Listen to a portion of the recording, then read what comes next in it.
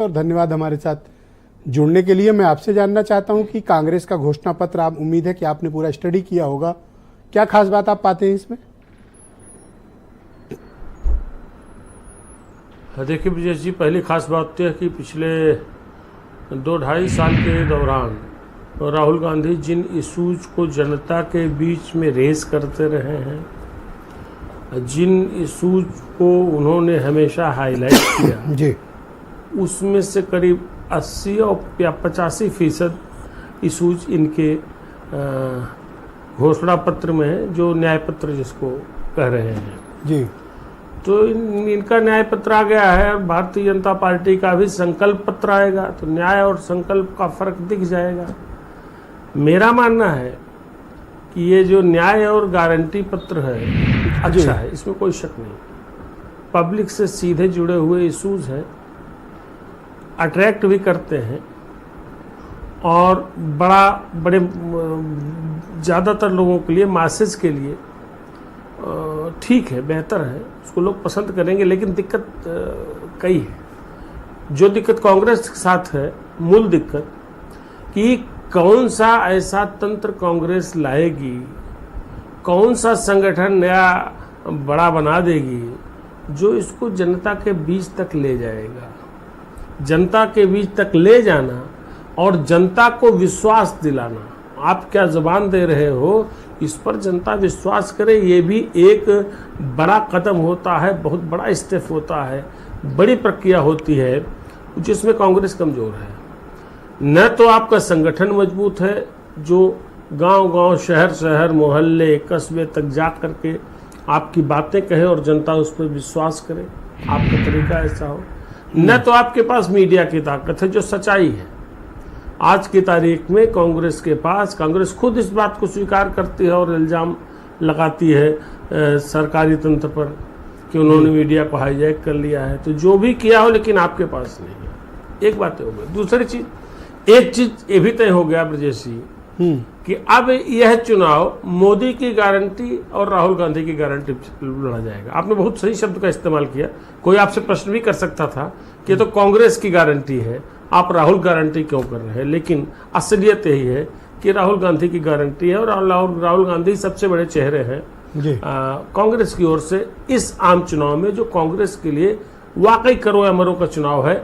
हालांकि बहुत विपरीत स्थितियों में कांग्रेस इस चुनाव में मुकाबले में सामने है। तो जब नरेंद्र मोदी और राहुल गांधी की गारंटी का इलेक्शन एक तरीके से होने जा रहा है, तो अब तक का जो अतीत है, पिछले 2014 से 19 से लेकर के 24 तक, उसमें तो राहुल गांधी की गारंटी, जब आप देशव्यापी लगातार नरेंद्र मोदी से लोकतांत्रिक देश में चुनाव की बात करते हैं जी, तो इस वक्त तो सत्तारूढ़ दल से प्रधानमंत्री नरेंद्र मोदी और अपोजिशन की तरफ से सेनापति एक तरह से राहुल गांधी ही है। फेस वैल्यू दोनों की है, उन्हीं के फेस वैल्यू पे दोनों के चुनाव हो रहा है।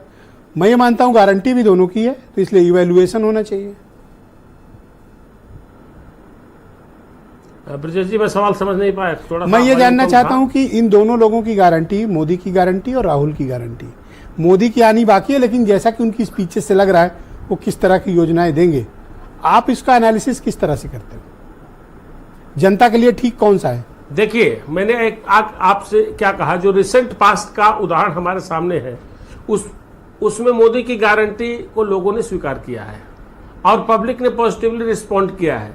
कंपैरेटिवली आप देखें, राहुल गांधी की बातों को इतना ज्यादा पब्लिक ने ग्रहण नहीं किया। इवन आप सोचिए, एक ऐसा इश्यू जिसको बहुत बड़ा मारक विषय कहा जाता था, जो इस गारंटी में भी है, जाति आधार पर जनगणना, जाति जनगणना। हाँ, मैं उसका जिक्र करना जिस पर राहुल गांधी ने पार्लियामेंट से लेकर के इलेक्शंस तक में बोला, लेकिन वो बहुत प्रभावी नहीं हुई। कई ऐसे और इश्यूज हैं। तो ये तो स्थापित सत्य है कि मोदी जो गारंटी लेते हैं, मोदी जिस विषय पर बात करते हैं, भले अपोजिशन उसको खारिज करे, उसको झूठा बताए, उसको फलीभूत होना न कहे, लेकिन जनता की दृष्टि में उसको स्वीकार किया गया है। तो ये तो सामान्य दृष्टि से माना जाना चाहिए कि मोदी की गारंटी मजबूत रही है और मोदी पर लोगों ने ज्यादा विश्वास किया है। उसी हिसाब से लोगों ने अपना अभिमत दिया है, उसी हिसाब से मतदान किया है, उसी हिसाब से परिणाम आए हैं। तो और इसके अलावा एक बड़ी बात बता दूं, आखिरी बात बता रहा हूं। अच्छा, आपकी जिज्ञासा को उमा शंकर ने, मैं उम्मीद करता हूं, शांत किया होगा, पर्सनालिटी क्लैश जो आज दोपहर से आप लगातार जिज्ञासु बने हुए हैं।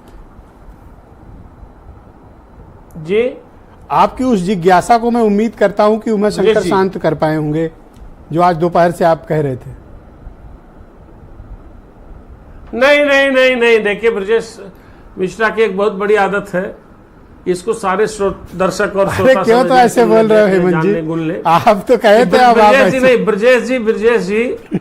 ब्रजेश जी दूसरे का सहारा लेके बहुत बढ़िया सवाल करते हैं और अक्सर बहुत अच्छा जवाब भी पा जाते हैं। ठीक बात तो है। कृपया विश्वास मत करिए, मेरी ब्रजेश जी से 2 दिन से कोई बात ही नहीं हुई है, ना मेरा इनसे अरे आपसे ऐसा कोई कौन सा संवाद हो। कठिन पर प्रश्न प्रश्न था इन्होंने कि आप जरूर किया। उमा शंकर से पूछ नहीं पा रहे हो? ऐसा तो कोई कठिन सवाल नहीं था, यही तो था टिकट किसको नहीं नहीं मिलेगा। नहीं नहीं, उसको आप एक ऐसे क्यों मिनट। कर रहे हो? अरे मैं आपको अधिकृत करता हूं जी। और पहले से अरे अधिकृत आपके करके बिहाफ पे आया मैं कि कभी भी ब्रजेश बात कर मिश्रा, हेमंत सकता हूं। तिवारी के बिहाफ पे किसी से कोई सवाल कर सकते हैं। ठीक बात है। बस मैं अपने विजय सवाल का उपाध्याय जवाब जी मिलना चाहिए। मैं विजय उपाध्याय जी